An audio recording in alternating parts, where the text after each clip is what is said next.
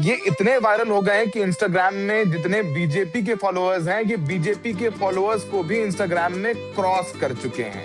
Finally हमें अपनी identity का पता चल गया इस देश में कि हमें एक हाँ। कॉकरोचों की तरह देखा जाता है। खुशी नहीं है कि बीजेपी से ज्यादा फॉलोइंग होगी, क्योंकि उससे क्या होगा, मुद्दे तो अभी भी वही है। महिलाओं के लिए आप 50% रिजर्वेशन कर देंगे। जैसे एनडीटीवी को अडानी ओन करते हैं, न्यूज 18 को अंबानी ओन करते हैं, उनका आप लाइसेंस कैंसिल करवा देंगे। अभी आपसे बात कर रहा हूँ, मुझे कॉल्स आ रहे हैं कुछ मीडिया हाउसेस से, मैं नहीं रिस्पॉन्ड कर रहा हूँ। कौन कौन से मीडिया हाउसेस कॉल कर रहे हैं आपको इंटरव्यू के लिए, बोलिए। कौन से है ये गोदी मीडिया? पर राघव चड्ढा के बारे में थोड़ा कुछ बताइए, क्या सोच रहे थे उन्होंने पार्टी स्विच की? देखो, चुनाव लड़ेंगे अंत में, जाहिर सी बात है, अब इतने लोग आपके पास आ गए। आप आना चाहते हो? नहीं, मैं अगर अप्लाई करता हूँ उसके लिए भी कंपटीशन नहीं, होगा ना। आपको तो मैं राज्यसभा भेज दूंगा, बस आप अपना सत्य परेशान मत होने देना। राज्यसभा। मम्मी पापा क्या कह रहे हैं? आप you are very young, mummy papa को लोग बोल ही रहे होंगे, देखो आपका बेटा क्या कर रहा है। मुझे तो लगता है कि मैं दिल्ली एयरपोर्ट पर लैंड होते ही मुझे वहां से ही कॉन्वॉय दिल्ली पुलिस का। रेड माइक पर बात करते हुए अभिजीत दीप के साफ कर दिया कि अगर वो भारत आए तो उनको तुरंत गिरफ्तार कर लिया जाएगा। यह बहुत ही हैरान कर देने वाली बात है कि एक आदमी जिसकी एक आवाज पर सिर्फ 4 ही दिनों में 13 मिलियन यानी 1,30,00,000 लोग जुड़ चुके हैं, और हो सकता है कि आज का दिन गुजरते गुजरते कॉकरोच जनता पार्टी के साथ 1 करोड़ लोग या फिर 2 करोड़ लोग और जुड़ जाएं। तो ये जेनजी को आपने जोड़ा है, मैनिफेस्टो क्या है आपका, पॉइंट्स क्या है? तो मैनिफेस्टो का जो पॉइंट है वो ये है कि आज का जो सिस्टम है वो क्या वो सही है? नहीं है वो। हम हमारे मैनिफेस्टो के थ्रू दिखाना चाहते हैं कि एक आइडियल डेमोक्रेसी में क्या सिस्टम होना चाहिए। वो सिस्टम ये होना चाहिए कि किसी सुप्रीम कोर्ट के जज को सरकार राज्यसभा की सीट दे दे, ऐसा ना हो। क्योंकि जब सुप्रीम कोर्ट के जैसे जज राम मंदिर जजमेंट देने वाले रंजन गोगोई को राज्यसभा दे दी। हाँ, पूर्व मतलब मैं ये कोई मुख्यमंत्री जी। हाइपोथेटिकल सिचुएशन नहीं बोल रहा हूँ, या मैं कोई आउट ऑफ इमेजिनेशन नहीं बोल रहा हूँ। तो मिल जाएगी, किसी कमेटी का चेयरमैन बन जाऊंगा, तो प्रेसिडेंट तो यही सेट हो रहा है ना। और जजों का काम क्या है? According to the constitution, aligning with the constitution और aligning with the ruling party. ये कहीं ना कहीं उनको भी सोचना चाहिए, because there is a serious question on the integrity of all the institutions in India.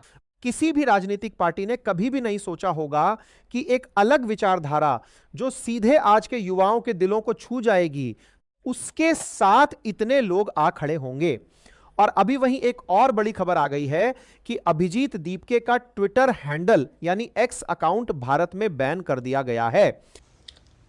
Hello everybody, जिसका डर था वही हुआ। पहले इन लोगों ने हमारा अकाउंट हैक करने को ट्राई करा, जब इनसे हैक नहीं हुआ तो अब इन्होंने हमारा ट्विटर हैंडल इंडिया में बंद कर दिया है, बैन कर दिया है। आप सभी लोग देख सकते हैं ट्विटर पर जाकर कि हमारा कॉकरोच जनता पार्टी का ऑफिशियल ट्विटर हैंडल अभी इंडिया में नहीं दिख रहा है किसी को भी।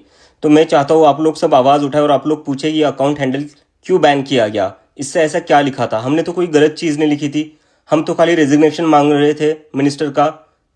आप खुद समझ सकते हैं कि एक देश में युवाओं की आवाज बनने वाले अभिजीत दीपके की आवाज को किस तरह से दबाने की साजिश हो रही है। इस पर अभिजीत दीपके का एक वीडियो भी सामने आया है, आप खुद सुनिए। हेलो एवरीबॉडी, जिसका डर था वही हुआ। पहले इन लोगों ने हमारा अकाउंट हैक करने को ट्राई करा, जब इनसे हैक नहीं हुआ तो अब इन्होंने हमारा ट्विटर हैंडल इंडिया में बंद कर दिया है, बैन कर दिया है। आप सभी लोग देख सकते हैं ट्विटर पर जाकर कि हमारा कॉकरोच जनता पार्टी का ऑफिशियल ट्विटर हैंडल अभी इंडिया में नहीं दिख रहा है किसी को भी। तो मैं चाहता हूँ आप लोग सब आवाज़ उठाए और आप लोग पूछे ये अकाउंट हैंडल क्यों बैन किया गया, इससे ऐसा क्या लिखा था। हमने तो कोई गलत चीज़ नहीं लिखी थी, हम तो खाली रेजिग्नेशन मांग रहे थे मिनिस्टर का। बता दें कि मजाक में बनी यह पार्टी अब पूरे भारत के युवाओं की आवाज बनती जा रही है। क्या आप भी इस पार्टी के साथ जुड़े हैं? अगर हां तो मुबारक हो, आप भी इस देश को वो आवाज बन सकते हैं जो इस देश में कुछ तो बदलाव लाने की दिशा में काम करने की सोच रखता है। अब अगली खबर की तरफ बढ़ते हैं, जहां कांग्रेस पार्टी के पवन खेड़ा ने पेट्रोल डीजल को लेकर एक बहुत बड़ा खुलासा कर डाला है। जरा आप भी सुनिए क्या कहा उन्होंने। पेट्रोल और डीजल पे आ जाए, हम सब पर असर डालता है। पिछले 12 साल में पेट्रोल की कीमतें 38% बढ़ी हैं। 38% increase in the price of petrol in the last 12 years diesel की कीमतें 62% बढ़ी हैं पिछले 12 सालों में। 62% price hike for diesel in the last 12 years. कौन सा युद्ध था तब? कौन सा ग्लोबल फैक्टर्स थे तब? पिछले 12 साल में ये ग्लोबल फैक्टर्स क्या हमेशा थे? क्यों मूर्ख बनाते हो? जब कच्चे तेल की कीमत मनमोहन सिंह जी के वक्त $100 तक पहुंच गई थी, तब भी पेट्रोल डीजल 60, 65, 70 से ऊपर नहीं जाने दिया। तब आप लोग सड़कों पर होते थे। कौन से वैश्विक संकट का आपने सामना किया पिछले 12 साल? $50-55 के आसपास प्रति बैरल रहा कच्चे तेल का मूल्य, और पेट्रोल का मूल्य 100 के आसपास रहा। आपने कौन सी राहत आम उपभोक्ता को कब दी? फिर कहते हैं वैश्विक संकट है, फिर कहते हैं युद्ध की वजह से है।